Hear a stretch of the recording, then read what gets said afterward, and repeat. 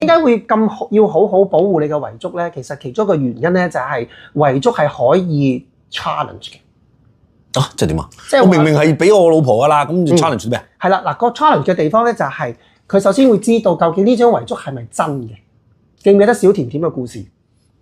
你講你嘅卡通片一個定咩？陳振聰啊，陳振聰，我係迪里斯嗰個故事啊，大佬。佢就話咧，我嗰份先至係最 update， 即係最 latest 嗰份遺囑，亦都係最真嘅，就俾晒佢。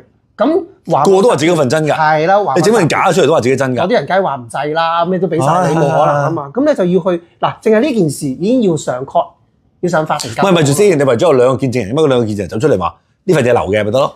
冇所謂㗎，佢話係咯，佢就話唔係咯。即係嗰兩個見證人可以話係㗎嘛？係啊，佢可以話係㗎。我真係有喂，咁呢張嘢真係我簽過名㗎嘛？我點知佢係咪最 latest 咧？係咪最 update 咧？係咪最真咧？同埋可能好多個 version 都 update。係好多 version，仲係小甜甜咪知，或者小甜甜唔知嗰一刻冇人知㗎嘛？喺嗰一刻，我今日同你做份遺囑，今日咁點啊？咁點啊？咁咪上 court 咯。咁而家你咁講耐遺囑都可能係假，有咩意思？係啊，最後咧。陳振聰呢單嘢就判咗佢敗訴啦，佢就話佢偽造文件啊諸如此類咯。咁即係其實如果你要去承受遺產嘅時候咧，其實法庭係有權咧係唔承認你呢個遺囑。